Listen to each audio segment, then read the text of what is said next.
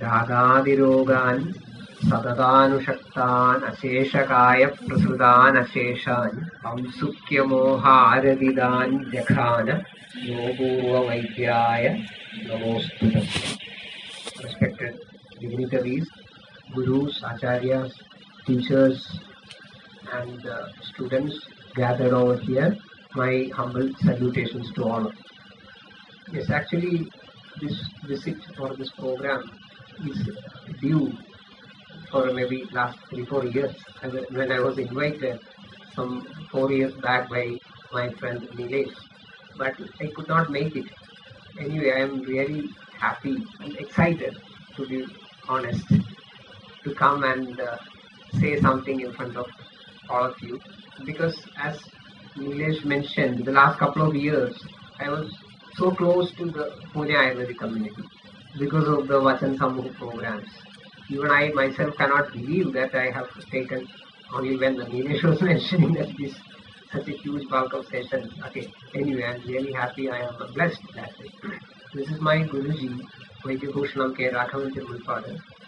I was lucky enough with my wife, Vaidya Shenia, to learn under his guidance for 21 years, along with my college days and early practice days until his death in 2010. Yeah, I'm supposed to talk about Snehapanam, and I'm really thankful to Gadgil sir for his wonderful or great opening note to give me an entry into the topic. That is what I was actually supposed to talk about, mention about. It is more like a story. I had a note on this program, on this Snehapanam, years back, because see, as Gadgil sir was mentioning, we are using the Sneham, maybe Kalyana Vikritam, Darimati Kritam, Sikta Vikritam, whatever it is. And it is quite a magic. Sometimes we give it for Shamanam, sometimes we give it for Kleshanam, Sodhanam, or whatever it is. So it is the same Dravya but doing different karmas. As if this Lord Shiva has got his Bhudagana, like a Vaidya has got his Bhudagana as the Aukshara Yogas. Whatever the Vaidya says, they deliver. But the thing is that the relation should also be like that, isn't it? You should have a mastery over that group of Bhudagana. Meantime, it is something like a give respect and take respect condition. You should also respect the yogas. But I think that explanation is not sufficient to satisfy a curious mind, a modern day student. This is like Shiva and Bhudagana. That is not enough. So I was wondering, how do things happen? What could be the way in which these things are happening? So what I did is I just went for a survey among practitioners. What do you think as the determining factor? I think Charaka is not mentioning about this 3 types, okay, 2 types, because Brahmanam Shamanam tu eva. So we have 2 types, one that category and then the Shodhana Purva Snehapana. So what do you think as the determining factor, decisive factor? I made a questionnaire and circulated among Vaidyas, practicing Vaidyas, and to my surprise, even though they were all good practitioners, leading practitioners, most of the comments put in the survey was that okay, it is the matra which decides. In Samana matra, we may be giving maybe 1 teaspoon or maybe 25 milli or whatever it is. Whereas here we will be giving 50 ml, 100 ml, 150, 200. I know somebody in the mental hospital a patient who drinks 500 ml of ghee in a single sitting. So it is the matra which is going to decide whether the outcome is shamanam or klesham. But that didn't make any sense to me. That is not the answer which I was anticipating or I was expecting. It is not just because of the matra that these things are going to happen. So I started working on it, thinking on it again and again. I started observing my patients who was undergoing this Snehapanam, read the text many times, went through the commentaries, and then I wrote it. And recently, my student Sita was just reading the note what I prepared, and she told it all looks like a drama, sir. You have written it as if you are writing the screenplay of a drama. So that drama is what I'm going to tell you. It need not be complete. If required, we will come with a part 2 Because it may not be possible to complete everything in one episode, isn't it? It may be a serial. Yeah. What decides the outcome? That is the question. And now in this presentation, I am focusing only on the Utklesha Sneha. And forgive me if I am wrong. Next please. Guardians are already mentioned. Hyastane Jirna Evanne Snehocha Sutta Eva. Isn't it? Samana Shudvado Anannaha. Brahmano Rasamabhyadehi Sabhaktaha. So Jirna Evanne, then Shudvataha and Sabhaktaha. Sabhaktaha obviously will be Shudvataha. That also will be Shudvataha. I'm not mentioning about the practice of eating these days. I'm ideally thinking that also should be Shudvataha. So there is a difference between that Jirna Eva Anna and Anna Kala. Ideal Anna Kala. Prasashte, whatever is it, we will come to. There is a transitional gap between these two. That is the point where I am focusing. There is a transitional gap. Yeah, here this one is familiar. Udgara Suddhirulsaho Vegot Sarvo Yadhojada Laghuda Shukripasa. Jirnahara. This Jirnahara Lakshana is actually is a tricky definition. It is actually about the Annakala itself. It is not just Jirna Eva Anna. Generally it may look like okay, Jirnahara, so it is Jirna Eva Anna. It is not Jirna. It is Annakala, practically. All those features. Yeah, such a statement is there, isn't it? Dvabhyam, actually there is some problem with the font. That is sometimes the half letters are not included. Forget that. Dvabhyam Jadurbhir Ashtabhir Yamer Jiryanti. I have put it in red. There it is Jaram Prati. So the word used is Jaranam. Jaram Prati. Or Jiryanti. So word is Jaranam. Jaranam is Agnikarma. So Jaranam is Agnikarma. So there is Jaranam of Sneha. Hrasvamadhyottama matra stastabhyascha hrasiyasim kalpayet vikshya doshadin pragevatu hrasiyasim. So another idea is incorporated into it. It is not just about Jirna Evanne, it is Bahu also in there. Charaga may be making a little bit different comment of fine. Madhyamatra is sufficient for Shodhanartham. But there is no much contradiction, we will come to it later. Shuddvadaha Madhyamatra, Sabhaktaha Alpaha. So there is a interplay between this kalam and matra. Next please. Here, regarding matra and kalam, prayojanaha matra prayogaha. Brahmanam hrasva shuddvadaha sabhaktaha. Shamanam madhyama shuddvadaha anannam. Shodhanam uttama anne jirna eva. Clear, crystal clear. Next please. Hyastane jirna eva anne. Conventionally there is no such an aushadagala, isn't it? In our anannam or prag bhaktam, there is no such a classical aushadagala. Hyastane jirna. And it is very, very difficult. Very difficult. How will you know that it is jirna eva? And that eva gives big thrust to that point. It is not jirna anne. Jirna eva anne. So how will you decide? It is very subjective. The patient should inform that no, okay, maybe when I feel myself, my body, my system, I feel that maybe in next 10 minutes or 15 minutes I may be hungry. I always put this point as an example too, that Adhyo Rogi Bhishagvasya Jnapagaha. The Jnapakatva Rogi is very, very relevant when we consider this Jirna Eva Annatva. So subjective, and still this is recommended. It is not that Trividha types of Vaidyas, isn't it? Udahana matram buddhihodam yadhoktan saranameva shreyo mandahuddhinam. So maybe there is a third category in between.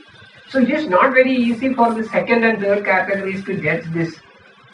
Only maybe on the higher end, they work hard, focus on what is happening, take even the Pasyanarthan Pradikshanam. Isn't it? Pasyanarthan Pradikshanam.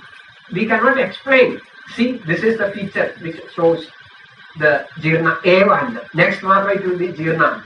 We can't say. So, such a difficult situation is suggested, but still it is suggested. There is no excuse. This is the Aushadha. Why? What is it in that?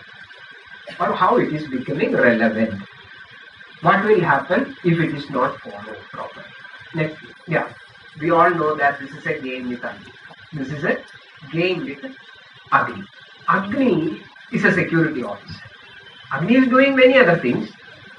He is breaking down which I have mentioned somewhere, which I think is not to be explained. Breaking the food, doing that thing, tatrasameva, pittanam, sheshanam, apyanugraham karodi, varadanena, all these things are important. But above and over of all these descriptions, he works as a security officer. Security check-in.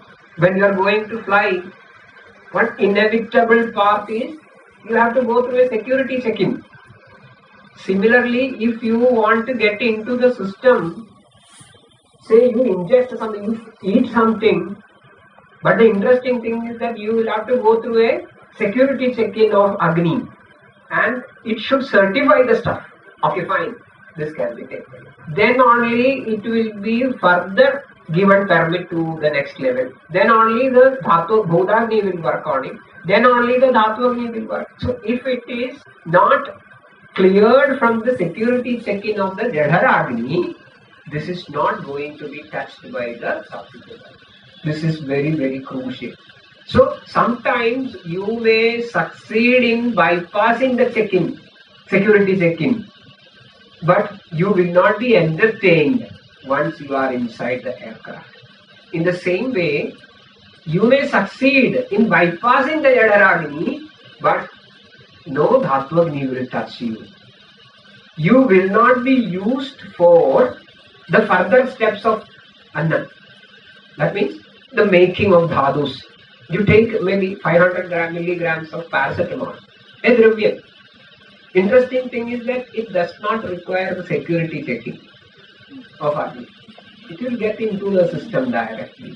But you cannot expect this paracetamol, that Panjabhodika dravya, will be used for making your Mamsa Dhadu or Rakta Dhadu or Medo Dhadu or whatever. So without Agni's certification, no material will be used for making the Dhadu. This is very, very important. Everything through and permits only safe and accidents of. Even if they get into the system, they will not be processed by Dhatu. Next. Yeah, the first level, everyone knows. I am not going to the details. Separation, segregates the Sara and Gita, gives the Sara next level of transformation, facilitates. And here actually, the Agni wins over the Ahara. Isn't it? That is what is happening. Agni wins over. It is actually based on that this particular feature that we classify dravyas into Guru and Lakhu. The easiness with which an Ahara dravya is won over by Agni. That is the criteria. A Lakhu dravya, very easy. A Guru dravya, very difficult. Apadi dravya, fails. It cannot. So, the time factor is very crucial in all these operations. This Agni is not a character which is ready to fight at any time. It is not. There is a proper sequential, chronological, programmed event. We have seen it many times. Adau Shadra Samapyannam, Adhri Bhudanire, Dheni Bhudam Khab. There is a very systematic chronological sequencing. And when you complete one stage of that initial Jaranam, many other factors are incorporating into it. It is not just a one-man show. It is not just about Agni. Many other things are participating in the event. Sometimes the Agni's functions may be over, but still the other factors may be working for maybe some more time. During that time, Agni may be taking rest to come out of the fatigue which has already happened. It has to come out of that fatigue state. Sadhavastha. These things are mentioned or are already explained? It is there. When we read between the lines, we understand that these are all mentioned in the text. They knew all these things very well. Next please. Prasiste Vimmutre, Hridi Suvimale, Doshe Swapathage, Visuddhe Chodgare, Shudugamane, Vade Visare, Tadhadana Udrikte, Visalagarane, Dehe Sudakam, Prayunjita. Next please. See, one thing I have put in red underline. Doshe swapathage. So the jaranam should be complete and dosha should be back in their track. Swapathage. Why? Where were these doshas during this period? Why they have gone out of track before that? Isn't it? We are putting a condition that doshe swapathage. So that means they were not in swapatham. Where were they then? That is the story. This should be understood. Next please. There is a gap between the jaranam and the dosha swapathagamanam. Next please. Yeah. Hyastane jirne. I'm coming back to the old slide. See what is written there. That is the first part is our Arunadatta commentary, then Sarvanga Sutta, that Hemadri. Hyastane anne ahare जीर्ण एव जीर्णमात्र एव न तु अन्नाभिलाषे सति शुद्धये शोधनार्थं बहु उत्तमया मात्रया स्नेहः अच्छः केवलः पेयत्वेन शस्यते सञ्जालबुभुक्षेण तु पीतः जठरानलस्य दीप्तत्वात् शोधनकार्यम् अकुर्वाणः तद्योग्यतां च अनुत्पादयन् आश्वेव जराम् उपैति. So what does it mean? You have not really, you have not meant for that sneha to this stage of jaramupaiti, or it is ashveva jaramupaiti. So your intention was to go for a slow jaramupaiti. We have to think all these options. Then Hemadri, shodhanasya achaveyasya kalam matram cha aha hyastana iti jirne eva anne jarana samanandarameva shuddhitatvasya shamanakalatvad. Shuddhitasya shamanakalatvad. Next please. What happens? That is what we have to know. In this hyastane jirna evanne, you do not permit the Agni to win over the sneha, but at that stage, that means after the jarana of the previous meal, but the doshas are not back in their track, to create the annakala, Agni is taking rest and you are making a surgical attack on Agni. You are attacking the Agni. You are not permitting the Agni to win over the sneha. That is the climax of the story. What is happening? It is a highly planned therapeutic assault on the Agni. Utkleshana Snehapana means a highly planned therapeutic assault on the Agni. Sneha literally shatters the Agni. Sneha shatters the Agni and it enters into the system. Sneha enters into the... How does it enter? Without a security check-in. Without a security check-in clearance, the Sneha enters into the system. Unmarked by the Agni. There is no certification, there is no seal in your boarding pass. So what will happen? When there is an entry without a proper security clearance, next please. Yeah, this slide we already showed. Agni is a security officer. Even if they get into the system, they will not be processed by the tatva. So the sneha which is getting into the system without this clearance will be left untouched by the tatva. Tatva will not even mind this sneha. It will be marked as a foreign body. It will not be used for making your dhatus. This should happen. Next please. Sneha spreads inside. Obviously. This is why we use sneha, because the body is a sneha. Your dhatus, all dhatus from rasa to ojas, everything is sneha. So you can see, if you think about this many attacks, what is happening. If you are planning to give an attack in a marketplace, the attacker will be coming as if he is going to sell something in the market, so that nobody is going to detect. So if you have to get into a stuff which is made fully of sneha, your only way is to attack as if you are also a sneha. That is why we have sneha pana. Otherwise, we could have many other things. Kashaya pana could have tried. Madhya pana could have tried. Of course, Madhya is one potential area. Then, there is an artificially created Amavastha in the system. Because this is marked as a foreign body, untouched by Dhatu Agni, uncleared by Jadhara. And it gets dispersed into the dhadus very easily, like any other suicide attacker. He is also a suicide attacker. He's going to commit suicide. But the thing is that it succeeds in getting dispersed into the system very easily. It seeps in, even though nobody is going to mind. It seeps in, and from the dhadus, because of the similarity in this texture, the lina doshas get migrated into this sneha ama. Got my point? Then this is what is expected from Utklesha. This should happen. Next, please. So that way, I would like to explain or define Utkleshanam in this context, not as a technical term of what is Utkleshanam.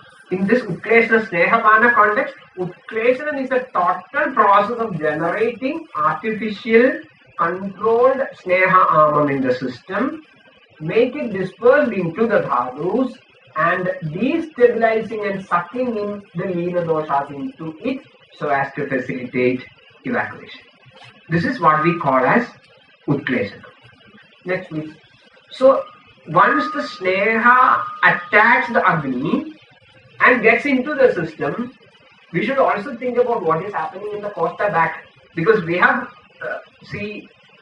started everything from the Costa, attacking the security guard, isn't it?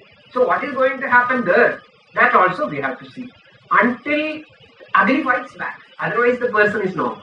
That is why this aparijnana kostam is becoming a very dangerous process. When you are doing Snehapanam without a proper sense of the kostam, I think it is going to rob the prana. So obviously Agni fights back, but it takes time. That all depends on the bala or just all these things, how fast it is going to fight back.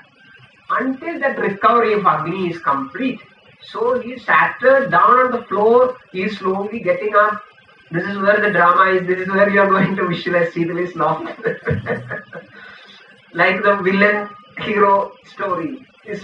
He's slowly getting up, he will get up, and it may take for some time. He has to rub all the dust and everything, wipe some blood on the face. Then again he is ready to fight. At that point of time, until that point of time, Sneha starts perfusing into the system. Got my point? Next, after the recovery of the Agni in the Costa, still there is Sneha in the Costa.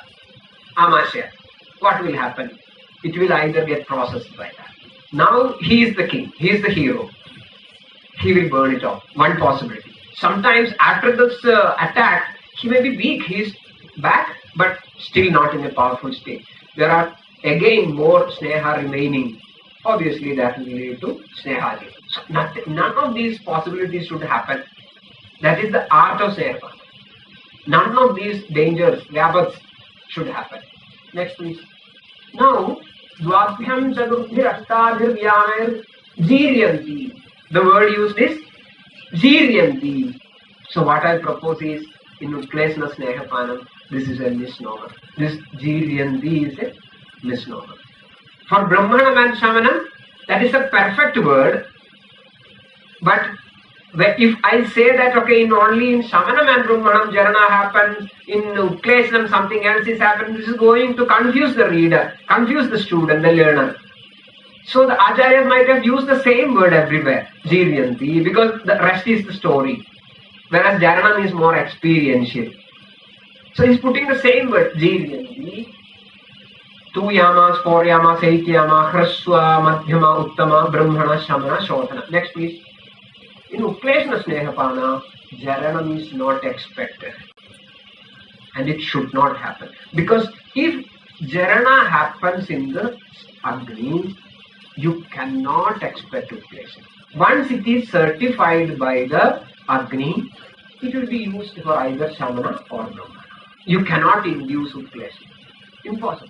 So the time specified here, that means 2 yama, 4 yama, 8 yama, in the case of Utkleshana, is the time needed for the return of the Agni back to take control of the system. That is where the judgment is. Using a Hrasiyasi matra. How brave, how powerful, how planned the Agni of this individual is. If I make an attack, how far he will fight back, how fast he will fight back. That is to be assessed. And when this attack is repeated, obviously he will be more prepared. That is how we have the capacity to increase the dose. If you go the same dose again and again, that is what we were discussing sometime earlier.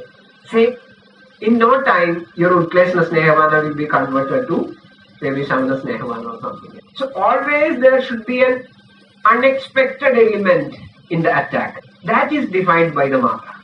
That unexpected thing is always, otherwise it is becoming satya. Satyi bhavat saptaratrat param. So time specified is the time needed for the return of the Agni back to take control of the system. If Jaranam happens, it will result either in Shamana or in control. Next week. In Utkleshna Snehevana, the kala of administration should be then when the Agni is weak after one duty is over. In that transitional phase. The matra is decided with a calculation of the time within which the Agni can return to power. If these calculations fail, there are possibilities of snap. Next please. So this one picture in this one. Yeah, this one I tried to earlier version, a lighter version I've given in one of our Vachana Samuh presentation one day. So here you find, you see what is happening here. To Amasya, then there is Kledakakam. Annam to reaches Amasya, driven by Pranavayu. Then there is Kledakakam and Ranjakakam. Here Kapha predominant. Slowly it becomes Kapha Pitta predominant. As it reaches to the Pachyamanasya, there is Pajaka Pittam. It is a Pitta predominant stage. Here there is Samanavayu to help. Then it slowly shifts to Pittavada, supported by Samana, and then to Vada predominant once it reaches the Pakvashayam. Then from the Pakvashayam, Purisha Swadas Apanavayu. Then some directly go to the Yavritta and Prihal with the Ranjaka Pittam. Here also there is Ranjaka Pittam. So one share goes to Amasya back. What reaches in the Amasya will be further taken to the Hridayam by Jnanavayu. Here it will be further circulating into the Dhatu Parampara. So parallel to this, what is happening in the Koshtam, in the Agnisthana Grahani, many factors are getting operated. These all things should subside. So after this stage, once this is pushed down, Agni's role, direct role is over. That is where it is going for a nap, a power nap. Whereas many other things are happening. Then once it is over, everybody will fall in line.